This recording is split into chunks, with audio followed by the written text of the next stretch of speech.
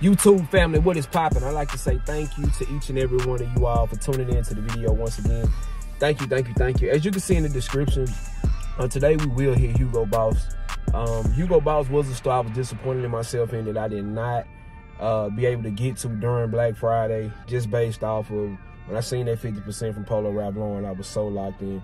But Hugo Boss was definitely a store I wanted to get to. They sent me a lot of emails. I think they had 40% off, but like I was saying, I was so focused on Ralph Lauren, I didn't pay no attention to anybody. So today we will hit the outlet store up, Hugo Boss. They always have like some nice things, like whether it's hoodies, polo shirts, jackets, even shoes and bags. Like Hugo Boss always comes with it. Now this is, once again, a factory store. Their flagship store is downtown in North Park Mall, and they really come with it.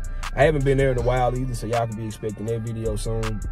But yeah, you all, let's get down here to this video. Let's get down here to this video. Let's get down here to this store and see what all this Hugo Boss has to offer. Let's go.